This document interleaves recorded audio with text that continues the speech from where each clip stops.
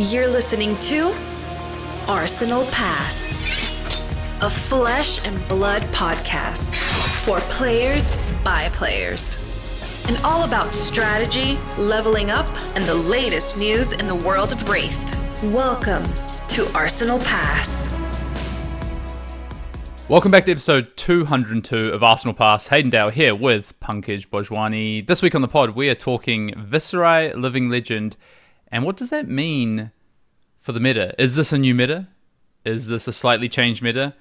Well, we're going to speak about that and also talk about how you adapt to a new meta. Either way, this meta is going to look different for this last week of Road to Nationals, and it sets us up for a very interesting lead-in to Pro Tour London, plus a few battle hardens and callings along the way. But with that said, Pankaj, this week in Flesh and Blood, what's been happening?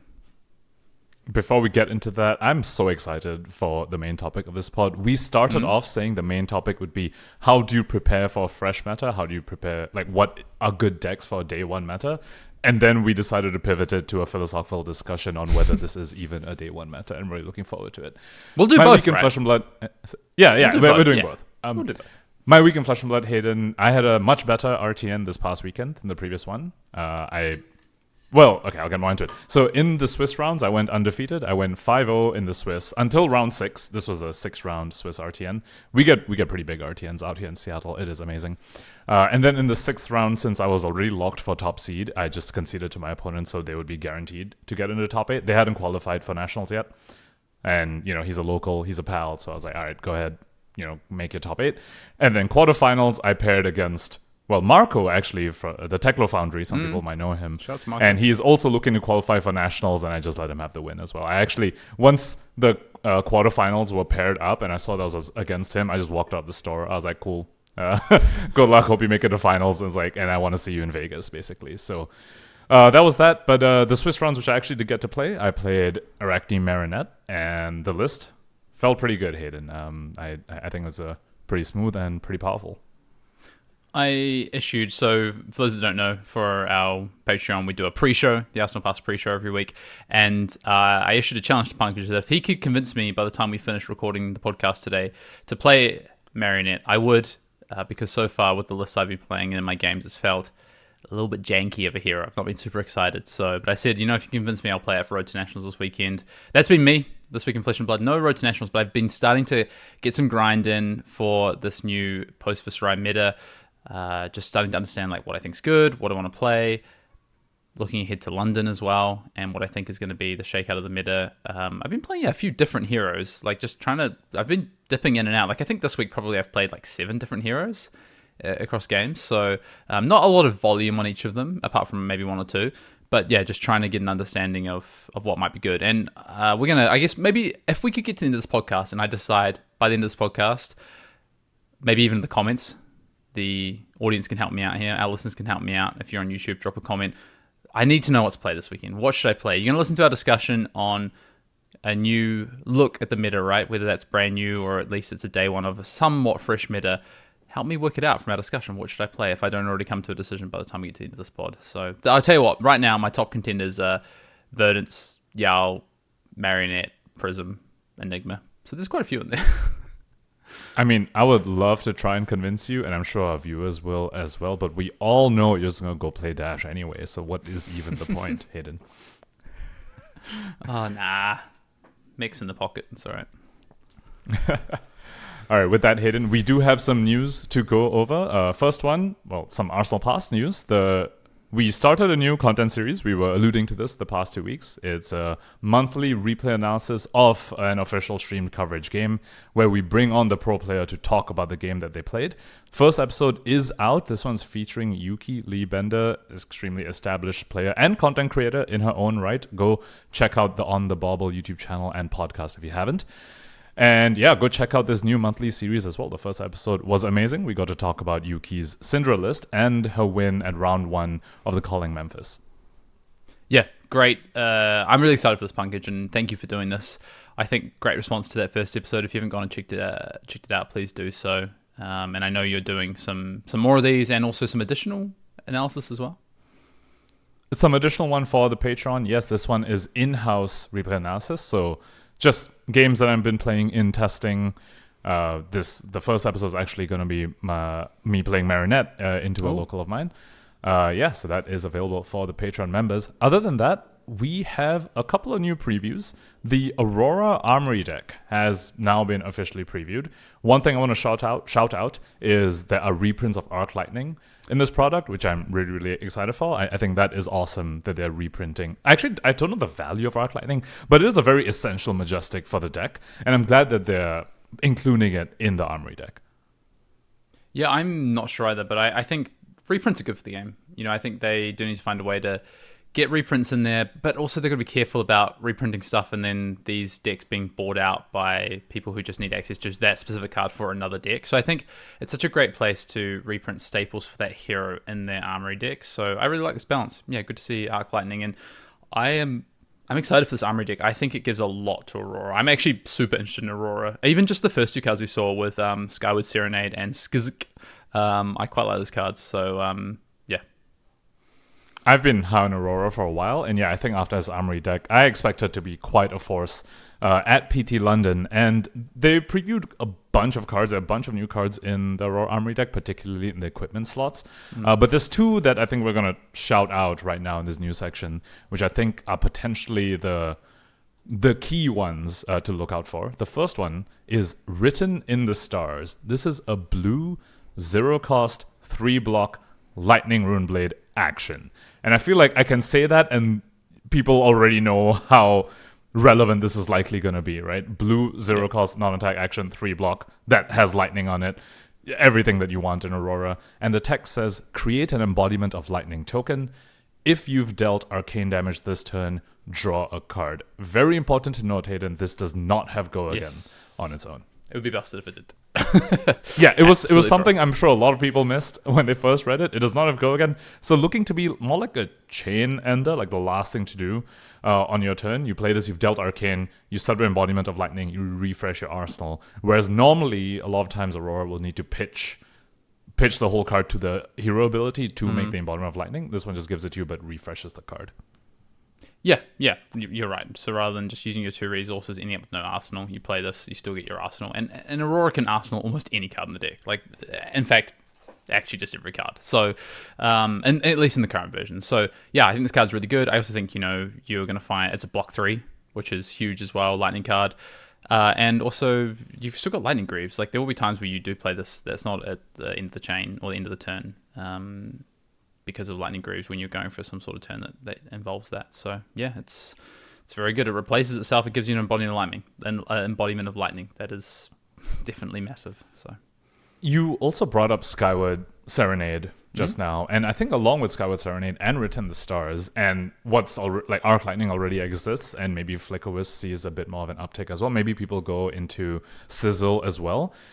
To increase the non-attack density in the Aurora deck, which means she might be able to start running Face Purgatory, which would be an upgrade over Crown of Providence. And I think that is the other power bump that we can potentially expect to see from Aurora once the Armory deck comes out. It's just the wider access to good non-attack actions, which unlocks a more powerful headpiece for her.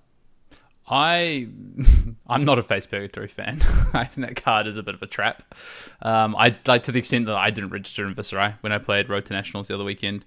To be fair, don't get me wrong. I think the card is powerful. Like there is a time and a place for that card.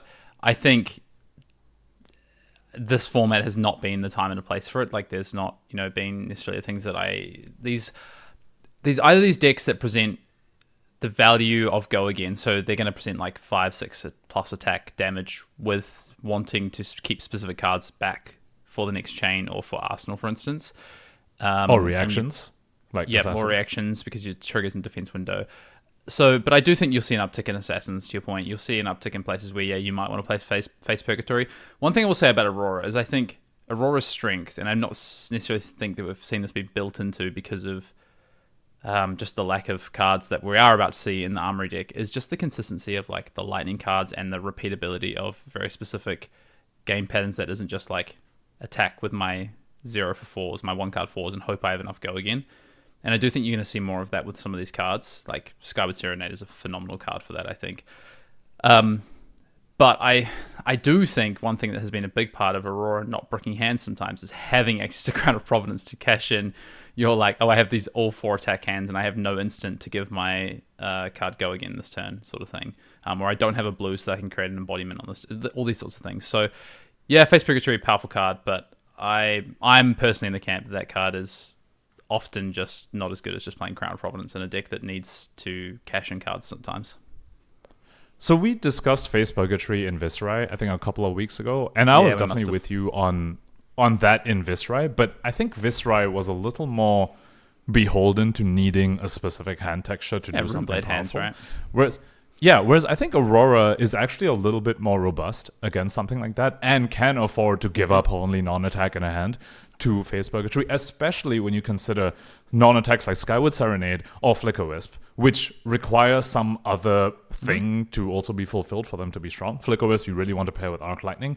And Skyward Serenade, I could totally imagine if Aurora lists do include that in their decks, you're going to have game states where you have seen all your Skizzics. Like, you've played 3 red Skizzics, so you saw them early, and you drew a Skyward Serenade later, and it's not very good if you don't do the tutor part of it. The rest of it's still playable, but I think if you get to turn on a Face Purgatory with that, it's probably a better use of the card. So, and like we already said, she's okay if she goes to her turn holding 3 attacks, right? And Twine Lightning go again, another go again, and an Arsenal last card or something like that. So, I feel sometimes like she's okay. Sometimes she's okay with sometimes, 3 attacks. Sometimes it's friggin' terrible. Agreed. If it's like, Flittering Charge and Gone in a Flash and no instance or something, yes. Yep.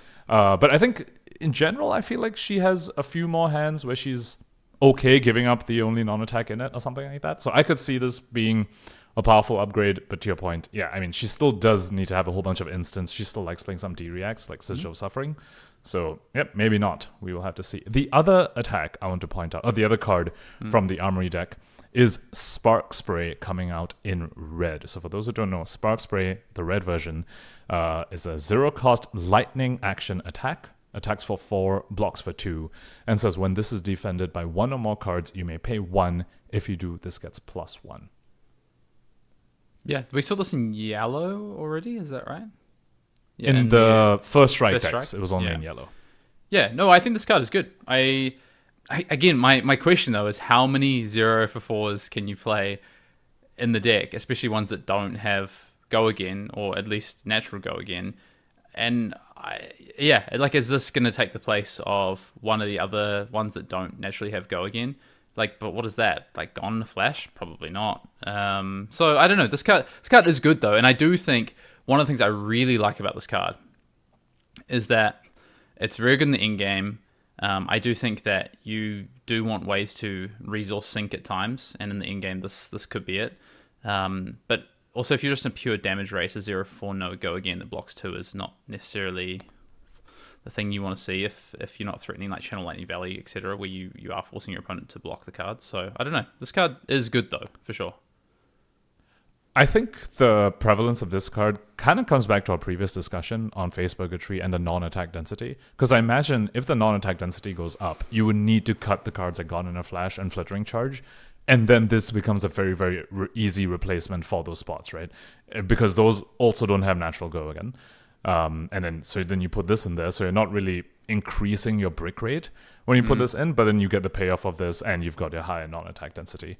And the payoff of this, the fact that it can still trigger in the defense reaction step, means that they can never be 100% certain that a 0-4 D-React covers this, because you could just pay the extra and get your Burn-Up Shock on hit or get your Channel Lightning Valley on hit.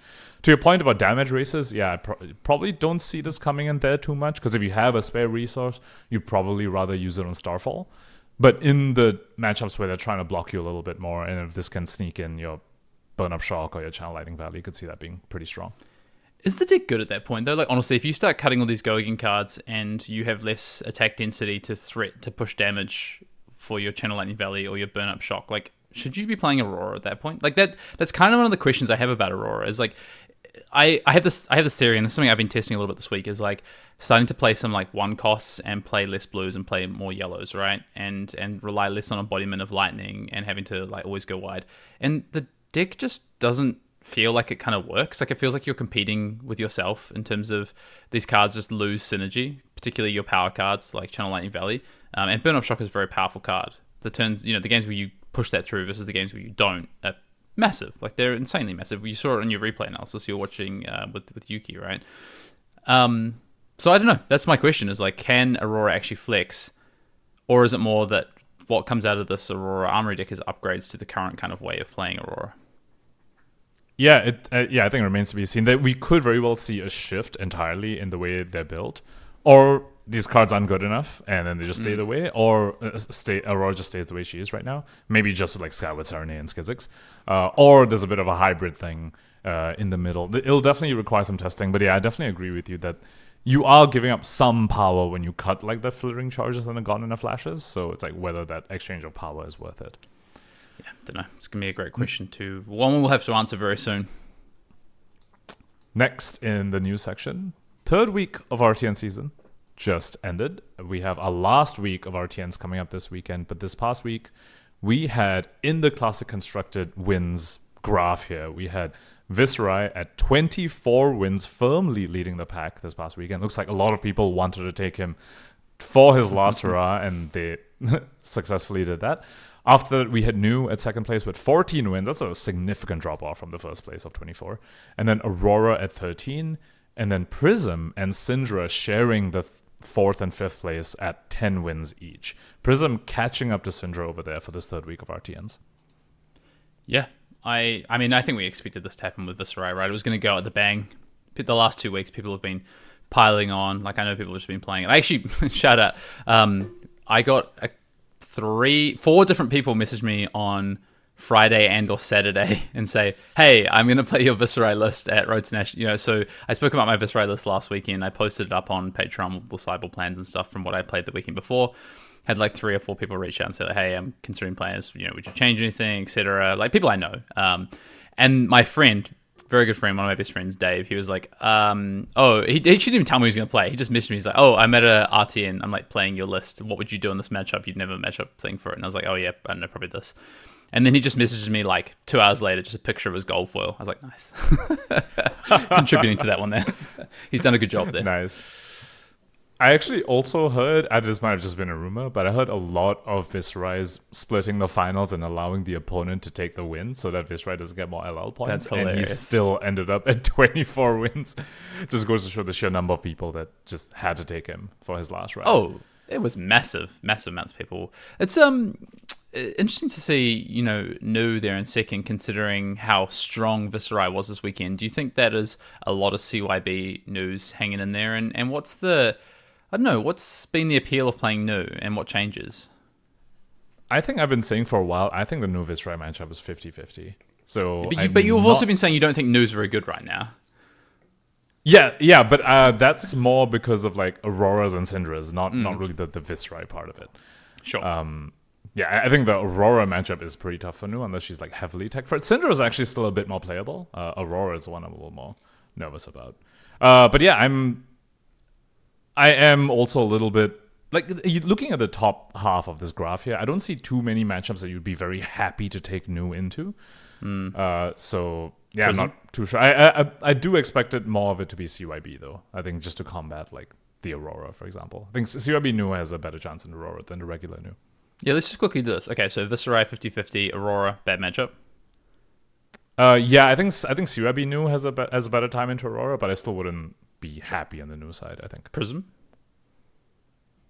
Not great. Syndra? Playable.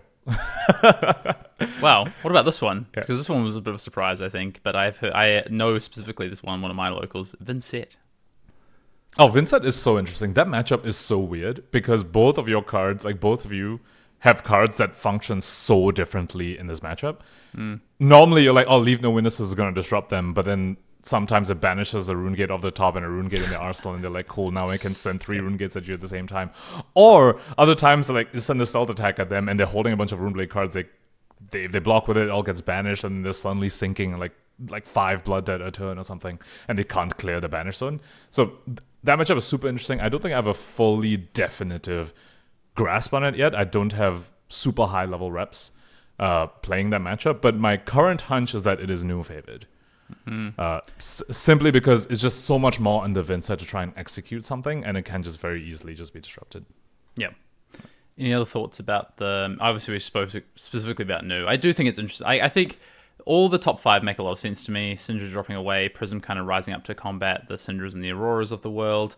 I think surely that is good for Prism with Viserai heading out as well. And Vincent is the first one that's interesting to me. The rest all kind of make sense to me. Ira's in there, Enigma's in there, Arachne, Zen, etc. All kind of make sense to me. I think Prism's a little bit interesting to me, given that this was Viserai's last weekend, and we don't have the data on how many people registered Viserai, but I imagine the number was maybe a bit higher than usual.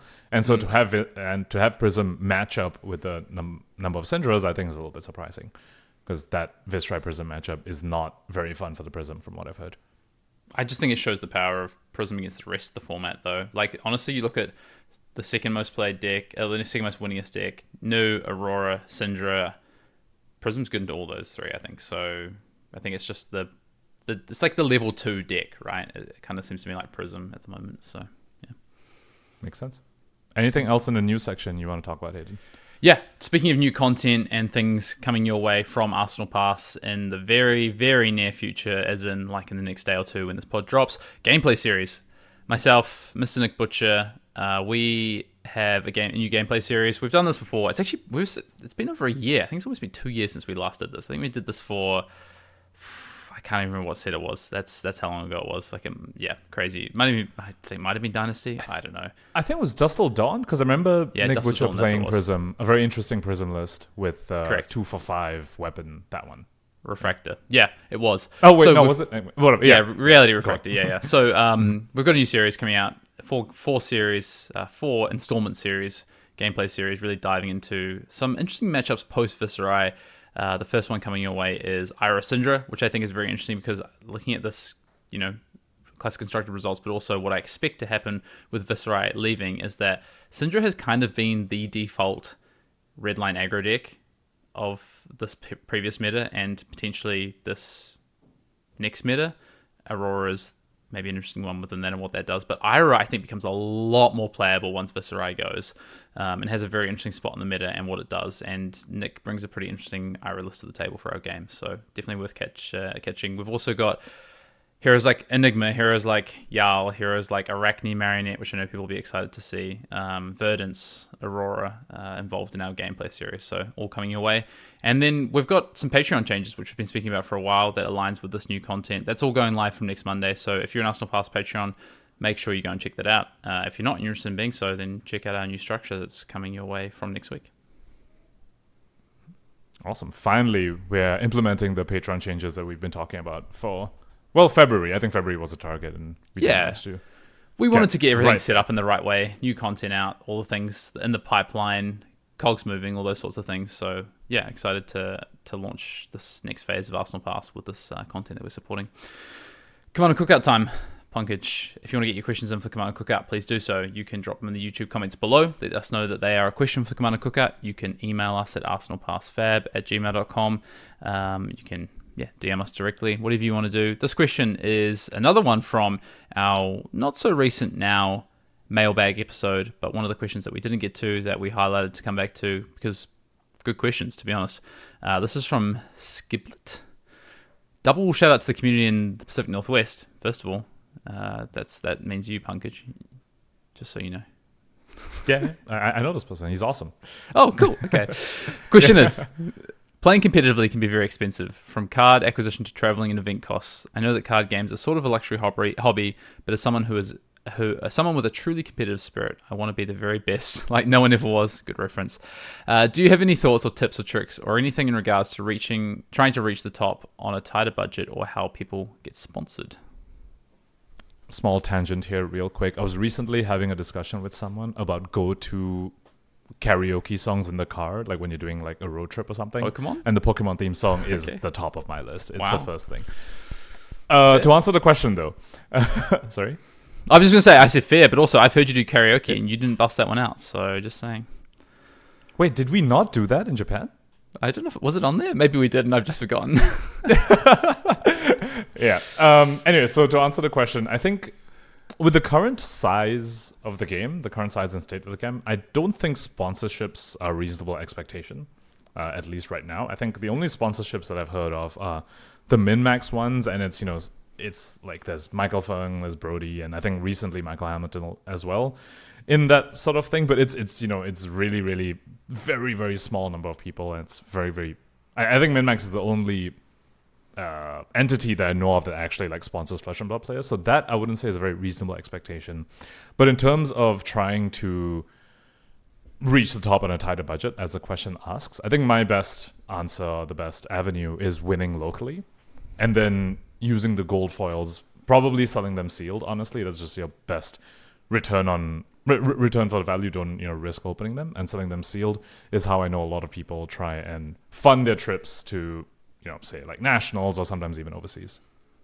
Yeah, one I guess slight amendment to that first piece. So shout out to Invasion Gaming and to PCG, who do sponsor the Invasion PCG team. I don't know what that looks like comparative to what Min-Max do, but they do provide sponsorship. They, for instance, I won't go into too many details of what they do, but they do financially try and sponsor and provide ways for people to get to events, international events, particularly easier, or at least support them, not in full, but to help them. So just want to shout out to PCG and also to Invasion for what they've been doing with the PCG Invasion team and trying to get players out to international events. But yeah, to that point, like it's not a reasonable expectation, I don't think. And I think it's very hard to get off the ground. And trust me, I've been trying to do this for a very long time.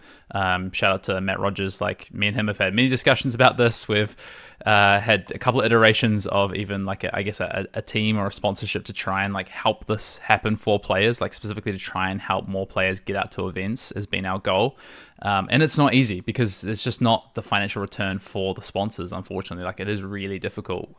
We've seen it come and go. I don't remember if you remember Dragon Shield for a while had a team, right? And they sponsored, I think, quite significantly financially a team. But it's just like the viability at the size of the game right now is quite difficult, I think, unless you're a very entrenched brand within the game that can expect, or you're trying to grow your brand perception or awareness within Flesh and Blood community. It is quite difficult, I think. It is a big marketing cost. But in saying that, it does happen, right? So I just want to point that out. But I don't, to your point, it's not the avenue I think that is the most likely. And I do think that in terms of playing things on a budget or being competitive on a budget, I think the first thing is really targeting the events that you want to go to. So you said play locally, start locally. Yeah, 100%. Like that's going to be the easiest to play locally, win locally, really build your competitive resume, build your wins up. That's also going to help you with things like ELO, for instance. So help you get those invites, come back for more. And then, target the events that you want to go to. So it's like, okay, I know realistically, it's like I should make sure that I'm prepared for one event. If I say I'm in North America, one tier 4 event is going to be in North America every year. At this point in time, that is just guaranteed, right? So let's make sure that I circle, making sure that I can get to that event with funds, etc. But also maybe my next step is to get to an international event. Okay, what is going to be the most likely international event I can get to? Flesh and Blood, LSS are much better now at announcing events earlier rather than later. And you can start to plan for that early, right? So, for instance, we've just had Singapore announced last week. Middle of the year, you've got 4 or so months to try and book yourself in for that. Look now. Start looking now. Start looking at things like flights. Putting alerts on flights is a really good tip, I would say. So, like, chuck your alerts on different like times of flights. Be flexible with like the time you fly. Even honestly, one of the ways to save money in this game is like taking non-direct flights for international trips. Like if you can bear it and do it, it's going to save you money. It might be slightly less comfortable, might take you a little more time.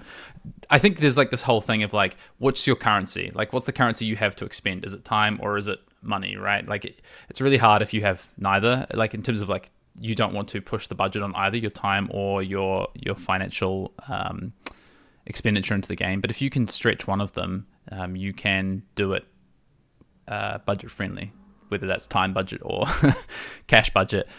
So those would kind of be some of the big things I would say. But yeah, get in early, start to plan it, really nail down what events you want to go to. And it's like, okay, if they announce, it's like, I want to go to 3 callings this year and maybe one of them's internationally, and they announce one that's going to take you like 3 flights to get there and it's in a very difficult to reach place, probably not high on the list of getting to, right? So just trying to prioritize and be strategic about getting to those events. There's another aspect of this which as you were talking, just came to my mind, and I'm curious to know your thoughts on this. I honestly haven't solidified my own opinion on this either, but where do you think deck selection and like card buying, like that aspect of it, where do you think that comes in? We alluded to this a little bit earlier with Armory deck, talking about reprints. Honestly, we could probably have an entire pod on like reprints and stuff. Wouldn't mind seeing some of those staples come down a little bit. But do you think there's that aspect of it as well, where you pick a class or a certain deck that I don't know, like can you hedge and maybe like this one will remain stronger, give you a most value for money throughout a longer period of time, instead of picking something and then like 2 months later the meta shifts and your deck is now completely worthless and you need to go buy into a whole new other deck? I think it depends, right? I think there's... If you are someone who wants to play specific classes and heroes, then yeah, I think that's going to be a lot easier for you. If you're someone who just wants to be competitive and have access to play the best decks and give yourself the best chance of winning at any given time, I think there's a few things you can do. One is be really cognizant of what's going to hit Living Legend and, you know, cashing out, so to speak, on some of your cards, cutting your losses sometimes on cards that you've bought, you've used them. The hero's going to Living Legend soon. Like, for instance, you know, maybe now's a reasonable time to start thinking about cashing out of your Zen cards, or maybe after Pro Tour London it might be, for instance, right? And then I think the other piece of that is just how you acquire and how you get cards. So just being smart about, you know, not getting cards. So if you're not going to maintain a large collection, getting to a point where you acquire a card and then you get rid of it and then you need to acquire it again. Like, just the rules of how, you know, trading works, and especially if you've got any sort of stores or third party involved, like you're going to add cost into that unless you've done some very, very smart and savvy trading based on understanding the meta. Generally, you're going to incur costs as opposed to save costs on that sort of thing. The last tip I would say on that is, if you do want to be someone who has access to all or more cards, more options, build a group. Like, just, you know, have a group of players like-minded who kind of share the burden of that. You know, obviously it's difficult if you all want to go to the same event and play the same deck. That's going to be tough. But building connections and just, you know, having some relationships where sometimes you can maybe borrow cards or people will offer to lend you cards is great, right? I think that is very, very helpful. That's how, I mean, personally, like as someone who played Magic when I was going through school, that was like, the best thing is, like, I had a bit of a collection, but my friends also had collections, and you know, we'd lend cards to each other, and that was very helpful.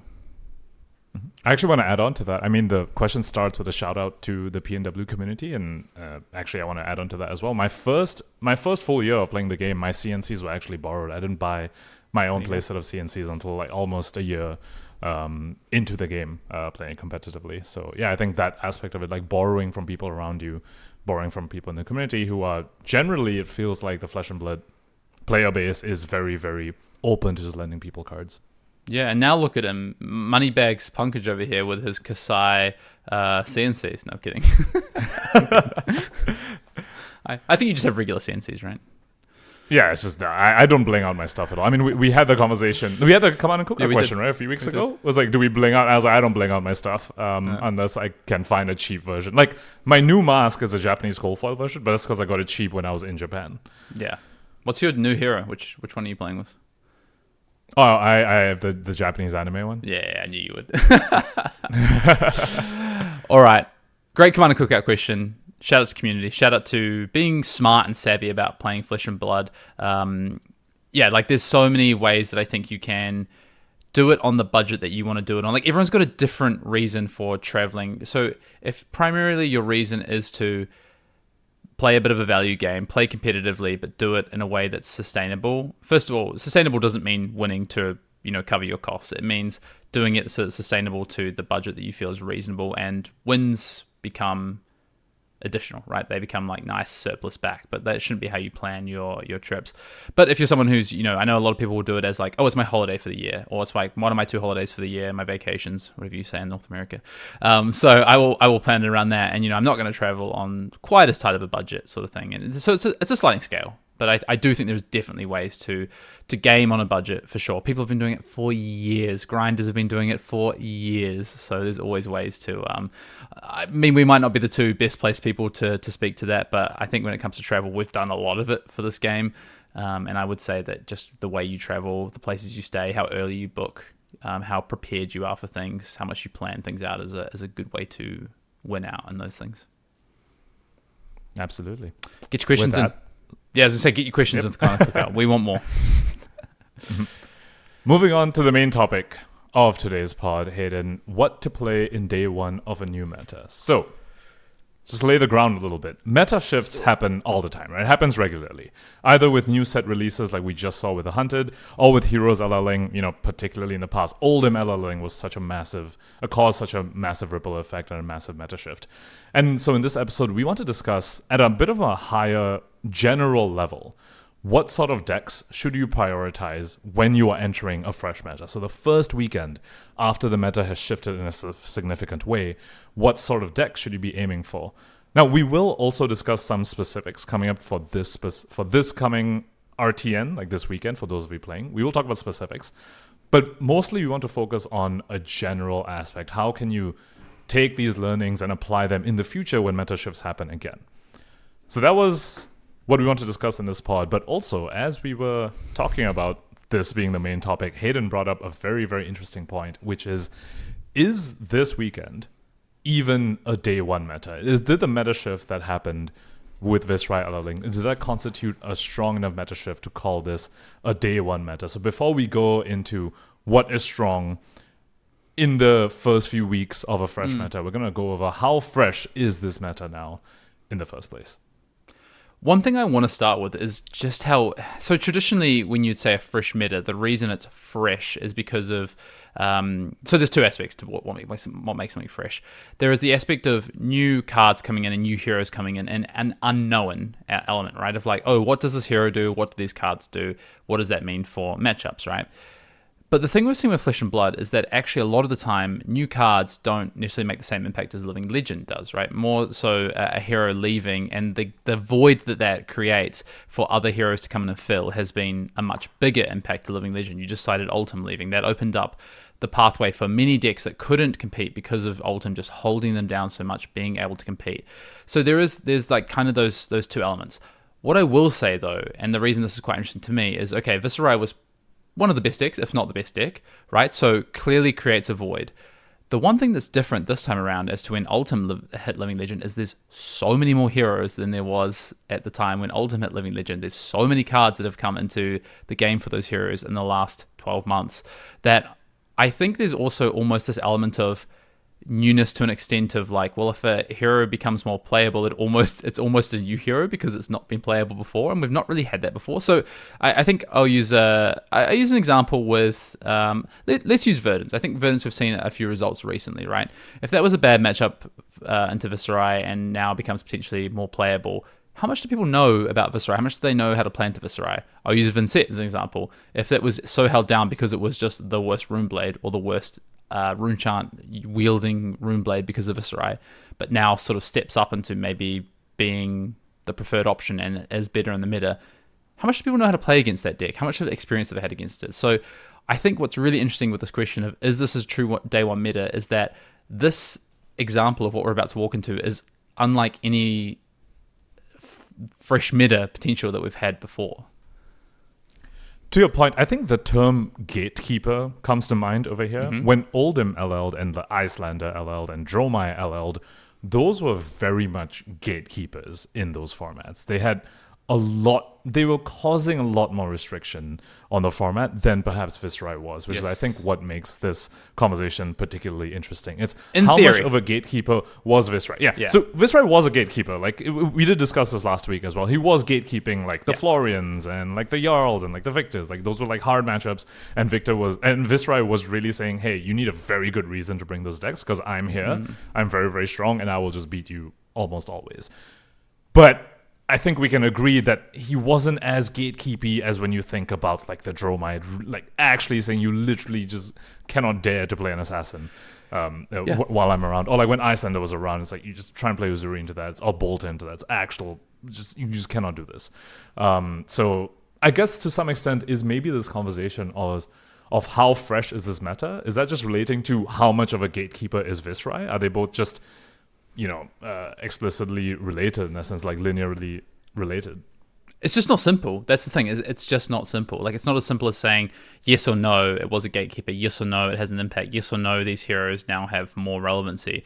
And I love that you spoke about gatekeeping because it's like a sliding scale. And the reason I think Viserai has maybe less impact as a quote-unquote gatekeeper to other heroes is simply the fact that if you look at these other heroes like Alexi, I'm going to point out Alexi as well, Dromai, Ultim, Icelander, they almost prevented whole archetypes from being relevant in the meta, and a big part of that was their disruption. And it's a credit to LSS that they've gotten better to the point that these heroes just aren't as pushed out as they used to be before. You know, the gap is closer. These aren't these really kind of polarizing matchups and polarizing archetypes that just kind of say, no, you know what?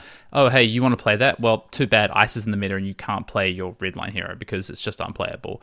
Because not only is there Icelander, but hey, you also have Lexi that splashes ice, or, you know, forbid when we had 3 ice heroes in the meta.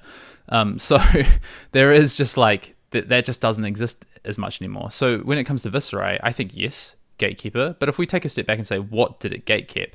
Well, I think it gatekept heroes that tried to do something similar but weren't as efficient. So I think I'd put Vincent and Florian into that bucket, for instance.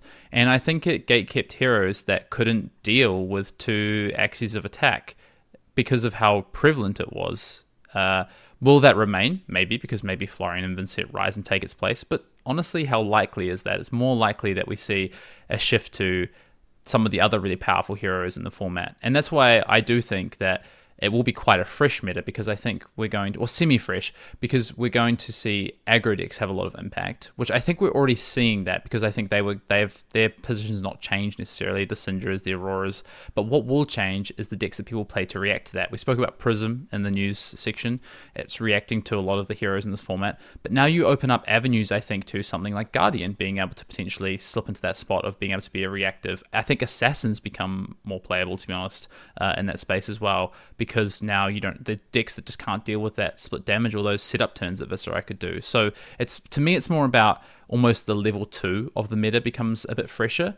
And then the question becomes, okay, in 3 weeks' time, or by the time we get to London, what does that mean? Does that mean that the format looks... Is it going to be like a gradual process of freshness as we go across the next few weeks? The interesting thing about Viserai, when you spoke about the archetypes that he was sort of quote unquote gatekeeping, because I think we already discussed he wasn't to that level of a gatekeeper. The interesting thing is that in theory, the archetypes that he was gatekeeping, they actually could build in a way that at least helps them a little bit, which is very different from like old Oldhim versus Prism, right? Whereas like Oldhim almost they just can't even build to like beat that Prism deck. Whereas these days, like the Assassins, like the reason why I think Assassin was like still fine into the Viserai that will every now and then just set up and give them 5 cards is because some of these decks can actually build themselves to be able to convert the 4 to 5 card hands. Yeah. Which I think is so then now to your point about the level 2 thing, it's also to some extent, okay, now these decks that had to build themselves a certain way to have a good shot into Viserai don't need to build themselves that way anymore. The stuff like the CYB stuff that Viserai was also stuffing, we spoke about this last week as well, Reaping Blade sort of stuffing a fully defensive CYB sort of deck that can't put on pressure. Those sort of things can even come back now. And then how does that level 2 sort of shift change everything else around it as well? Yeah, I think Enigma's a good example of that. What does Enigma do now? Like, you know, the one other thing I want to say as well is that I think the big change has been that when you look at classes, we have more options within class. So you'd say, oh, okay, previously your Runeblade was invalidated because all Runeblade strategies were no good into, let's say, Ice, for instance. Like it was like Viserai and Briar into Ice. Jeez, what a nightmare, right? I just can't play Runeblade at the moment. But it's like, actually, oh no, this time when your Florian isn't playable because of XYZ reason, well, actually you have Vincent, you have Secret Ninja, Aurora. Like, you know, you have these different play styles and different things that these heroes can do. And that even extends out to, you know, different classes as well. You could say the same for Ninja. You could say the same for even like Illusionist to a degree. You could say the same for Guardian, definitely Yao versus like Victor. For instance, if it's like, oh, Illusionist is really good, I think you can build Victor in a way to have some game against Prism and Enigma. Yao, on the other hand, no chance. You're not going to be able to do it. So I do think there is also just the depth within class and the variability within class of how heroes play, because of and this is the genius of it, right? It's because of the talent system. It's because a big part is because of the talent system, honestly. Can't say that about Wizard though, because we don't have one in the meta. Just real quick, had to shove that in there. All right, get out my violin, world's tiniest violin. Okay, so verdict then. how... Okay, I guess I'm not even sure how to put a grading I- scale on this. I was going to ask how fresh is this meta, but I don't know how we're supposed to grade like the freshness of this meta. Okay, relative to, say, Hunted release, Yeah. which was a fresh meta, how fresh is this upcoming weekend with Viserai LLing?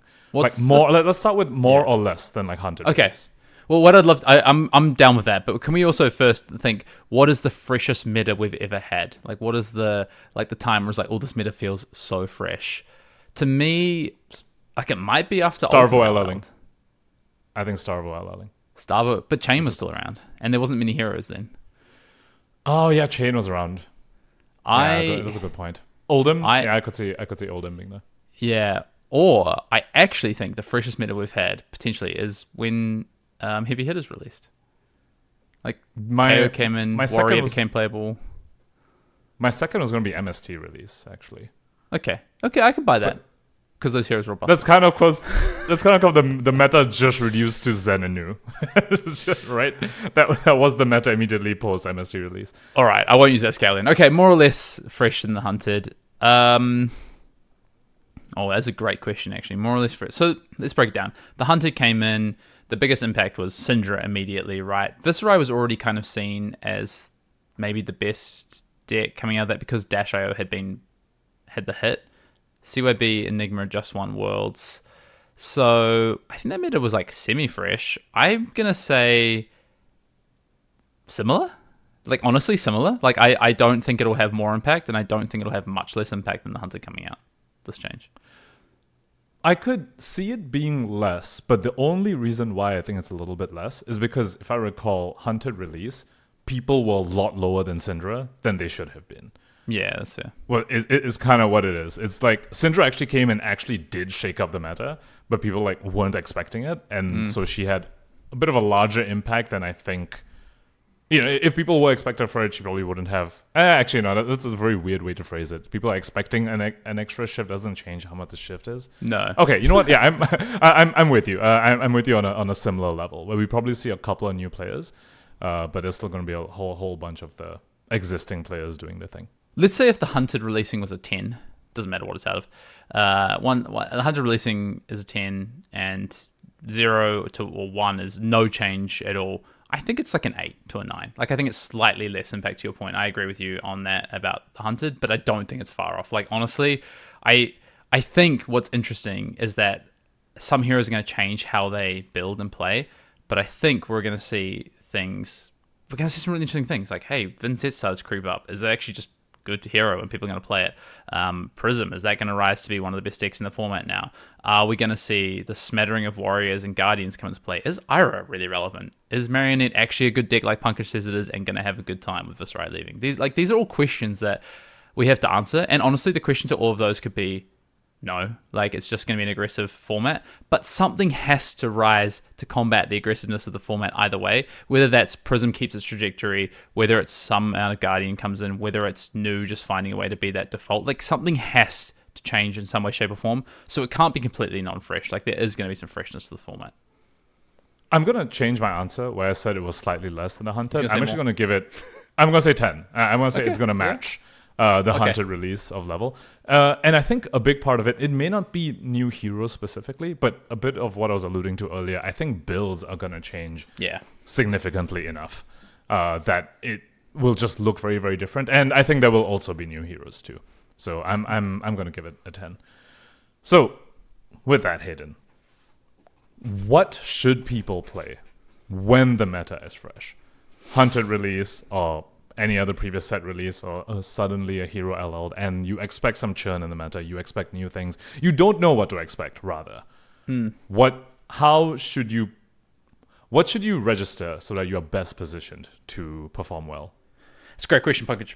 I also think that at one point I'll hit on here, just with this current change we're about to go through, is I actually think although the meta might end up being somewhere to slightly less fresh to around the same, I think the unknowns are a little bit more than when we hit the Hunted. I think because you go through a previous season, yes, people might have been a little bit lower on Syndra than they should have, whatever, but I do think that there was less questions to answer, honestly, because some of the questions that were lingering about, hey, Dash.io is been somewhat banned out of the format. CYB has had the knock. We had a few events post that already to help answer that question before the Hunter released. So I do think there's maybe a little bit more questions to be answered. So with that said, I don't want to steal your thunder, but so I'll say this and then you can elaborate, because I think this is exactly my thoughts as well, is that you should play the deck that asks the question as opposed to the deck that tries to answer the questions. You should play the powerful cards as opposed to try and play the reactive cards.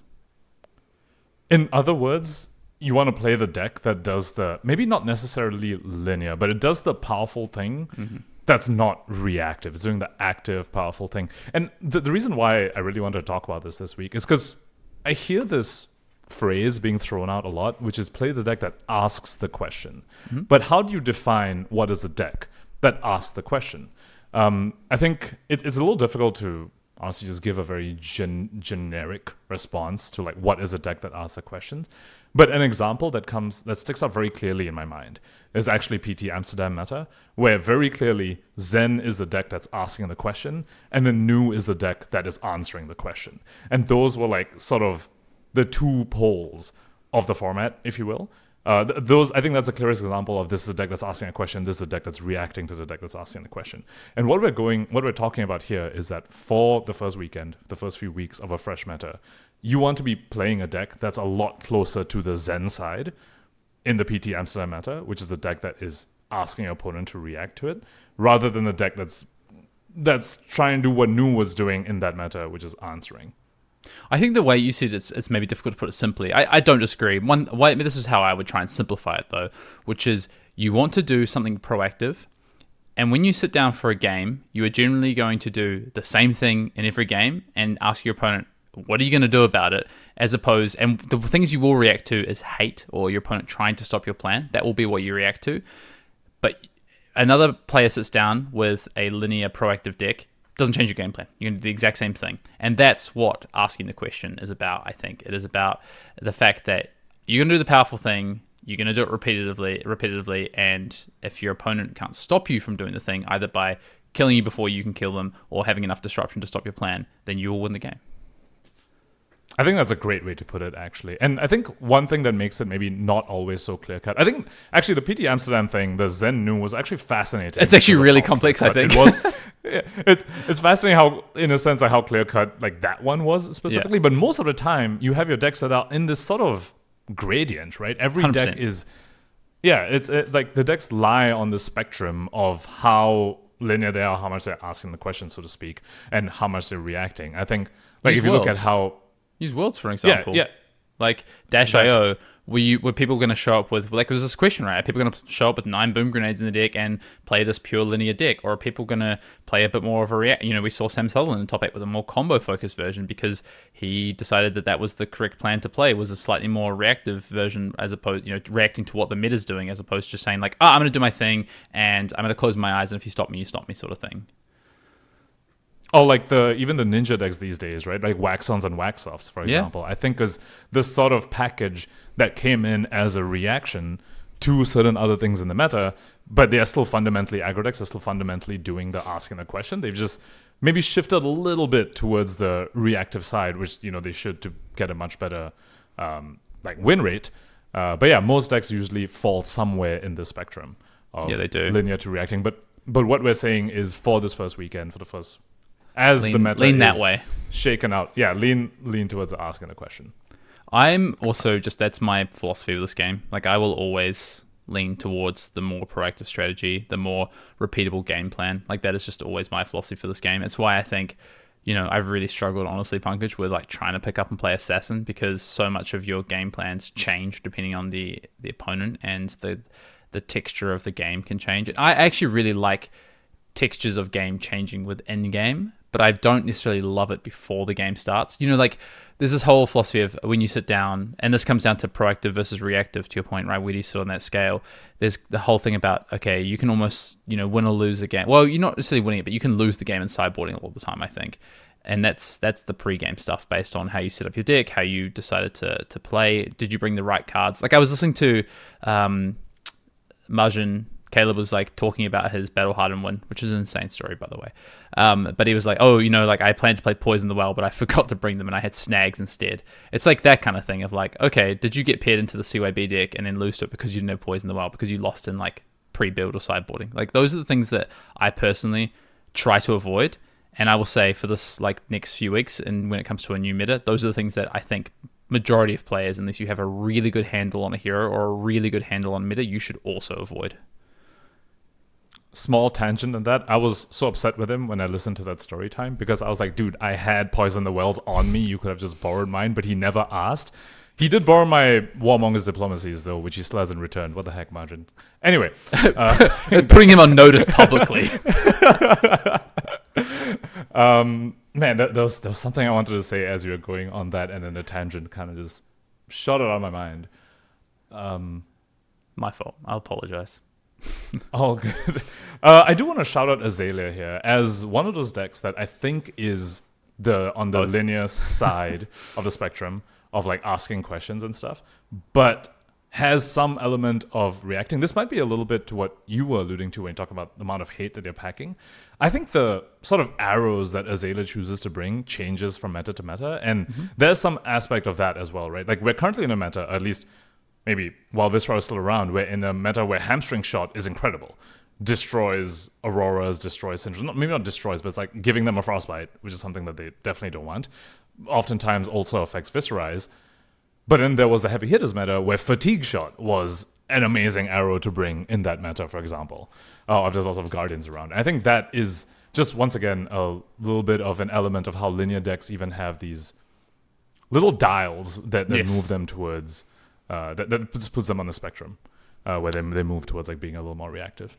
Yeah, there's other examples. I mean, we played Nationals season just being, we played a very explosive, aggressive dash deck that didn't even have an item package in the sideboard, really. We played one chamber just to start with.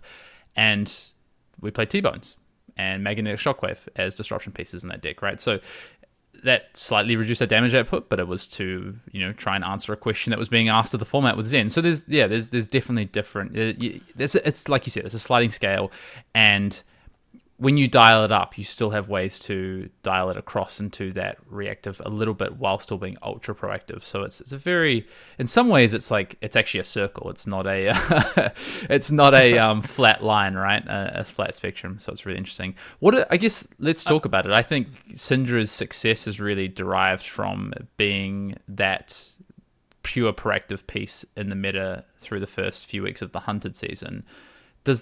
We've seen it come back a bit as we got into Road to National season and the format solidified a little bit after those first two calling wins. What happens next? What are the decks that are these proactive ones on your list that you think are primed for success in this fresh format? Actually, that reminded me of the point that you've got it. Thank you. Yes, thank you for reminding me. Because you brought up that you have always had a preference towards the proactive stuff.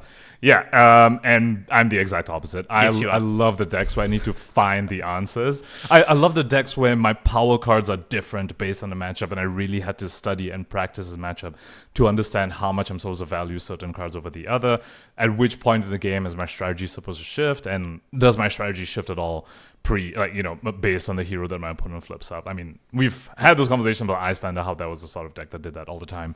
And yeah, to me, that is why I love card games. And honestly, this first few weeks of a fresh meta, because of how you should be playing the linear ask the question deck, this is usually my least favorite time. Like when Redline Syndra is like the thing you're supposed to play the weekend of Hunter release, I'm bored. I'm just like, I really don't want to play in this. I want to start finding the answers, but I need to know what the questions are being asked for me to find the answers. So I need to wait for that to shake out. So I'm personally not too looking forward to this last weekend of RTN season for that reason.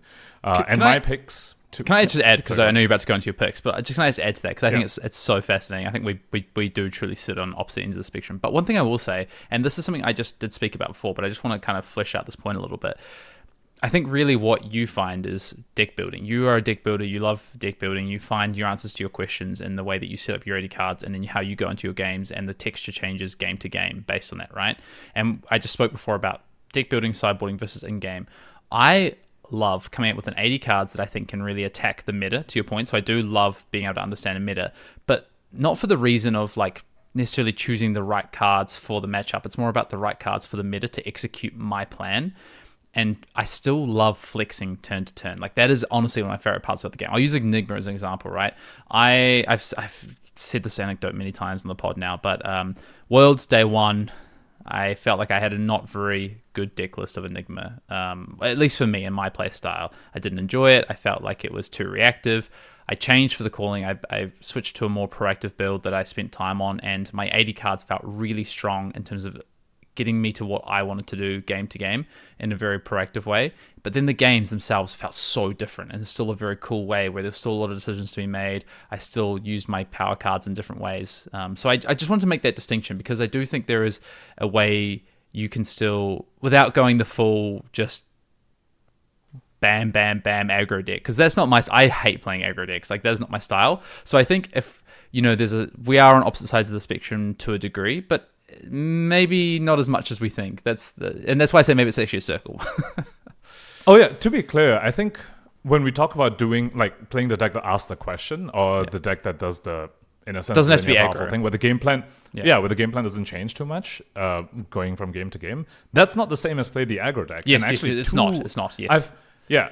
I have 4 picks for what you should play this weekend, and 2 of them are not aggro decks, and 2 of them are aggro decks. So I guess, since we were talking about that, I'll go over the non-aggro decks first. These are 2 I'm the most sad about. The first one is Enigma. I think Enigma is very much I am doing this thing, can you answer it? I am going to set this up, and are you able to answer it efficiently? If you're not able to, I will just run you over and just trample you with the word. Can you answer my traverse turns effectively? Can you answer just my board state effectively? Can you answer my good numbers when I play, like, Phantasmaclasms or Tuning Miraging Metamorphs, for example? So Enigma is... Okay, I didn't really order this list, but Enigma is one of the 4. The other one, the other non-aggro deck, is CYB New. Specifically CYB New, not the regular New. I think regular New needs to know what it's answering to understand what tech pieces to put in. CYB New, though, is doing the asking a question, is doing the linear powerful thing of, I'm going to fatigue you. I have my mask, I have my hero ability, and I have life gain. I will fatigue you. What are you going to do about it? And these 2 are my non-aggro picks for this weekend for asking the question. Yep. And then your aggro picks? My aggro picks are Syndra and Aurora. It's the same reason. They had the decks that ask the question. It's just on the... They are firmly on the aggro camp. Aurora, maybe it's a little bit... Aurora's the one I would take if you are confident that... Like, over Syndra, I would take Aurora if you're confident that your area doesn't have too many aggro players, and more the sort of players that want to play the little bit more dirtly, a little bit more mid-rangey stuff, because then you just have this natural combo package to help into that automatically. Whereas Syndra is the one I would prefer if you know your meta is a lot more aggro-focused, because I think Syndra has a slight edge over Aurora in aggro mirrors, but Aurora has the edge over Syndra in the more mid-rangey matchups. 100%. I mean, Flicker Wisp, Arc Lightning is very, very powerful combo you can set up. I think I mostly agree. The one that kind of sticks out to me is like the CYB New thing. But I think you're right. I think I just don't want to believe it, because I think that deck is just a pile of poo. I hate that deck. It makes me so sad. Like I said, the Enigma and CYB New being on my list makes me sad. But I was like... It is what it is. Yeah. I think there's 3 other decks I want to talk about in this space. One is Prism, because I think it's had a very good start to the season, road to nationals, and I think Viserai leaving is only good for it. And it does proactive things. It does smack big heralds on the table and says, hey, if you're playing an aggro deck that can't deal with this, I'm going to get so much card advantage, I'm going to flip angels, and I'm just going to overwhelm you. And I think that is quite a proactive thing to be doing. And I don't think, honestly, the complexion of the deck needs to change too much. Like, I think you can just do your thing. I want to push back on the Prism a little bit. I think that Prism, like, yes, but to your point, I think when we discussed this, we're saying that no matter what your opponent flips up, your game plan doesn't change. I think Prism actually does need to change. If you face up against, like, a Victor, you can't do your Herald game plan anymore. Like, that just won't work. If you face up against a random brute that's lying around, like, I don't know, someone brings a Leviathan or a KO, and I know you hate those, you can't really do that anymore either. I might just scoop. Like, I might just scoop. Like, honestly, like I think that's effectively what I think Prism is right now. Anyway, like I don't think you are. Like, I think you might have some sideboard packages to be like, oh, I'm playing in against Enigma. I need to have, like, ways to buff my stuff over the top of their, like, ability to block, because I need to flip an angel. Otherwise, I do lose this game because it's a snowball game. Or, okay, maybe I do care about Guardians and I do have some. But that's the same for, like, you just talked about Aurora. It's the same. Like, if I'm playing against a deck that might fatigue me, like, I need to have access to Flicker with Arc Lightning. Like, these decks still do have some element of that to a degree. Syndra, I'm going to present 65 cards instead of the 60 so that I make sure I don't fatigue in this matchup sort of thing. Like, I do think there's an element of that. And my argument would be right now, Prism as opposed to old Prism that just had very different game plans all the time, it doesn't have access to those things anymore. Like, it is a Herald deck these days. Like, it is quite linear, I think.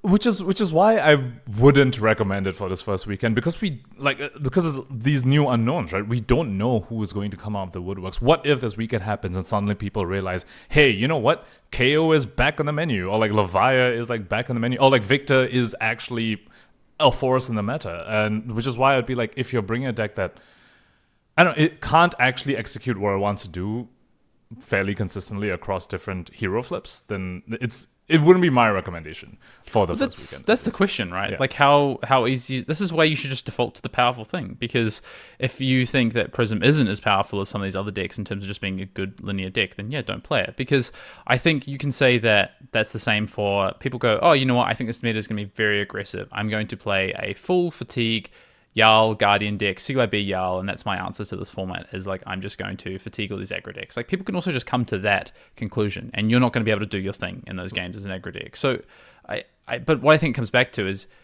people will have different takes to the format. If you want to play the linear thing that's most powerful, do the one that is the most powerful. Okay. I could see it. I'm still... It's okay. It still hasn't made my list, but go on, continue. You said there were I'm not sure it's making my list either. It's just the one I would throw in there. I'm not saying I'm going to go out and play it, but like, I do think it's been winning. I think there's a reason it's been winning. I think it's pretty linear these days in terms of what it used to be. I'll move on. I think Kano is. Okay, you go. On that real quick. So to me, Prism was winning because the meta was specifically an aggro meta. And if we're going to a weekend where we're not sure whether that status quo is being maintained, is why I'd be hesitant. I think taking Prism is a bit more of a risk. But yeah, could well be. My take. Could well be. Mm-hmm. I think that's part of the unknown, right? I also think taking Aurora could be a risk this weekend if people decide to show up with decks to combat. Like if the meta is just going to be super aggressive, like I don't know if that's the deck I want to be playing this weekend of those decks, but I don't know. Kano. Let's talk about Kano. I think Kano is interesting. I think it's a bit of a wild card. I think often there's two ways Kano can go when the mid is really wide. Often it can feel terrible because people just prep for all sorts of things. They play random Oasis in their deck and all these sorts of things. Or it works out well because people just cuddle their Arcane Barrier because they can't fit it, because they feel like they need to combat different strategies. And generally in a proactive meta, that is probably less true. I think it's more happens weeks 3-4 once the meta starts. It's still wide, but it starts to solidify what the strategies are as opposed to maybe the heroes.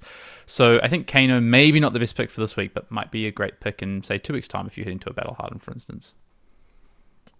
I think Kano is one of those where if we're talking about RTNs, know your local meta. Are they the sort of people that always respect Kano? Then in that case, don't bring it. But if the sort of people where they're trying to build a dex for an unknown meta and the first thing they cut is the AB and the Spell Void, then then go ahead and bring Kano. 100%. I think you mentioned wildcard, and I think I can't find a better term to place Kano. It's very much a wildcard. I cannot say I advise or advise against bringing this hero. No. The last one I want to talk about is a bit of discussion is Zen. Where does Zen sit on this? Is Zen actually a proactive deck these days, or is it more somewhere down the scale towards maybe even being a somewhat reactive deck in some ways? I would put it somewhere in the middle to closer to the reactive thing. At least the way we've been seeing it built the past couple of months. Like the addition of like the wax-ons, wax-offs, for example. But then he can also go further into like red Harmonies of the Hunt, red Tiger Form Incantation, even if he needs to really be aggressive. If the meta is full of enigmas, for example, then Zen wants to go more into like the Tiger package stuff and some more the D-react stuff. So I do think Zen wants to see how the meta plays out a little bit. He's in a weird aggro deck spot in that sense, in my opinion. So it's not a bad pick.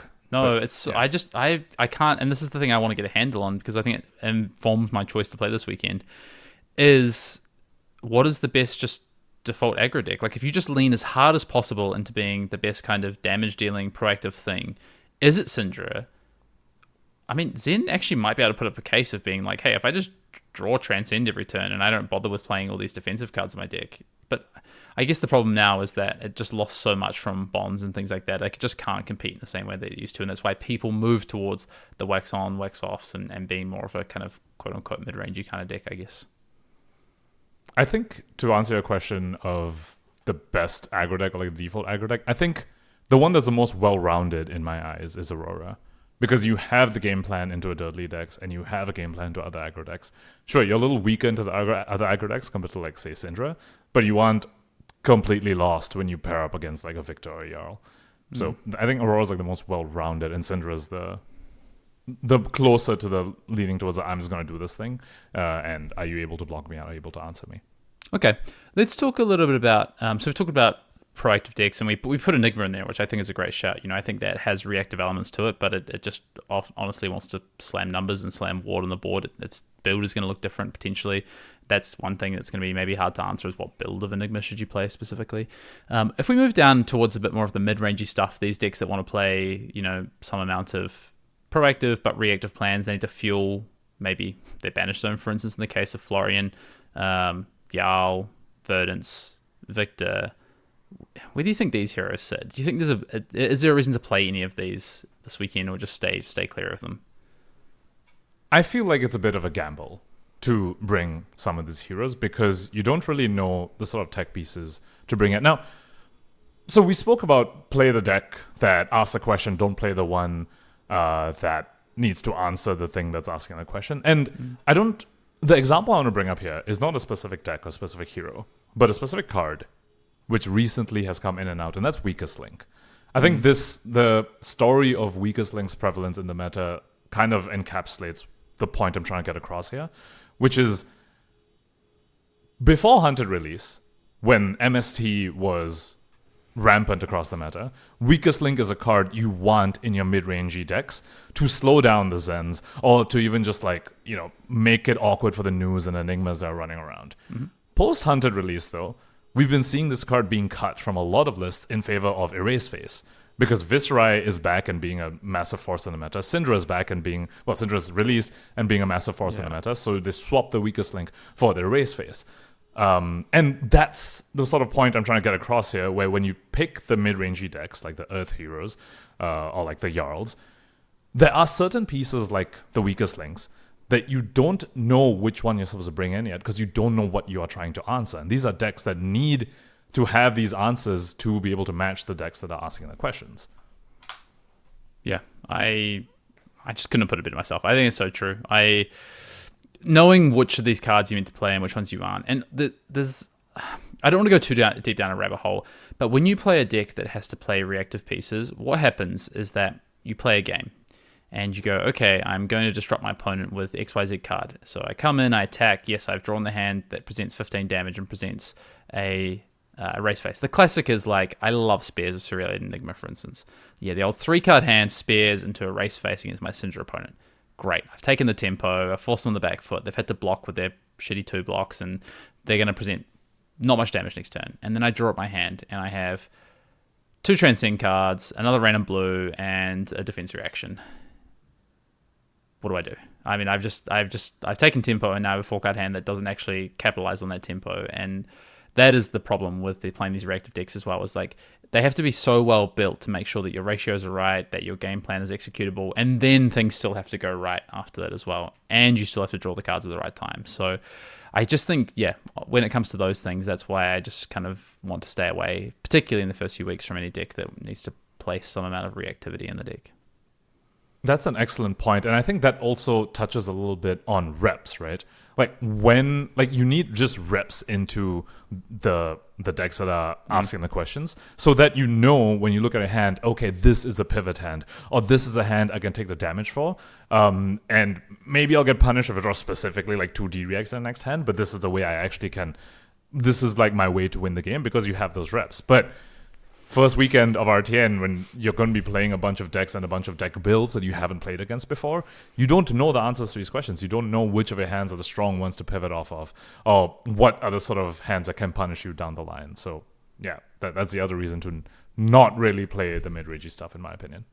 All right, with that said, because let's start to wrap up this pod a bit. I think we've spoken a lot about what you shouldn't play this week. Let's use me as a case example for this weekend. I've now decided, based on our conversation, Pankaj, that I'm not going to play Jarl this weekend. That's off the table. Too reactive. Don't want to play it. I'm not going to play Verdance, I think, because I think that hero might just be too reactive and might suck a little bit, unfortunately. So let's say that leaves me with Enigma, Marionette, and I'm going to say Prism. Leaves me with those three heroes. I don't want to play Aurora before the Armory deck comes out. I think it doesn't quite fit my style, and Syndra is not my style. So I think that's where I'm left at. Maybe Zen could be in there. Any advice for me now on those? So if we say my options I've narrowed down to now are Prison, Zen, Enigma, and Arachne Marionette. Any advice for me? Where does because you've played some Arachne Marionette, where does that fit in this conversation we've just had?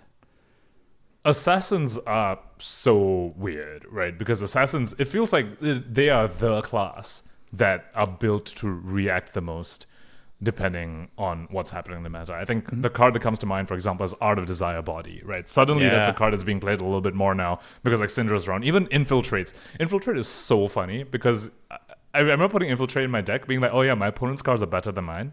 So I'd rather have Infiltrate than Art of Desire Body because I'd rather draw one of their cards than one of my cards, for example. Or, that's a card where most people are running a lot of D-reacts these days, so your Infiltrate can randomly hit a D-react sometimes, and you get paid off for that.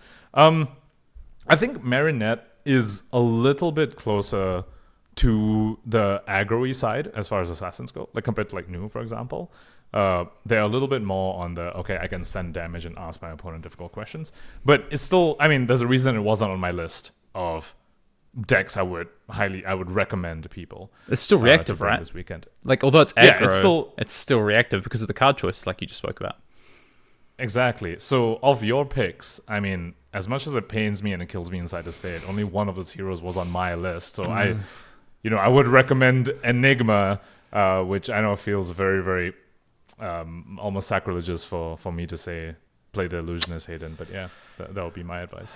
Is there any love for Florian? Is there any way we can play a really proactive Florian deck that might be interesting? There might be a way, but it just comes back to, again, like how is it the most powerful? It, right? Yeah, and is it the most powerful thing you can be doing?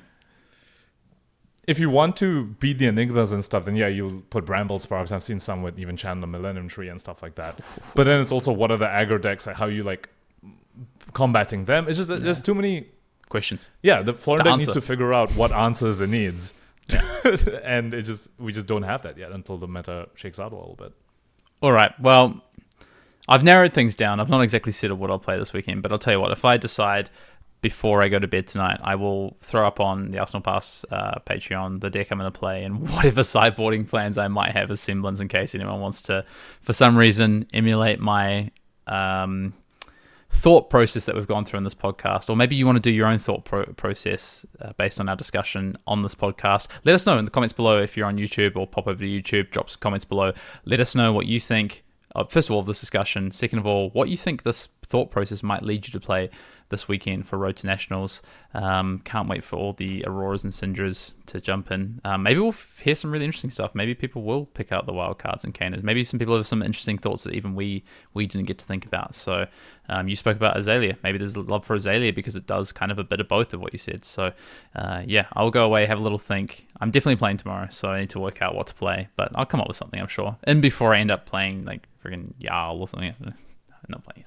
Awesome. Well, I'll be playing Marinette because my only other realistic option is Nu. I'm like with you. I don't like playing the aggro decks, and I don't play Illusionist. So it's Nu or Marinette for me, and I hate CYB. So I'm not. And I spoke about how I think CYB Nu would be the pick for this weekend. So between regular Nu and Marinette, I'm just going Marinette because it's closer to the scale of asking the question rather than reacting compared to Nu. But I don't think it is the best pick. Fair enough. All right. Well, that has been episode 202 of Arsenal Pass. Thank you very much for listening. Shout out to all the Arsenal Pass patrons. Remember, we do have Patreon changes coming next week. Make sure you check out all the other additional content we are sending your way with Pankaj's replay analysis with pro players, with the gameplay series that's about to come. And until next week, we'll see you in the next episode.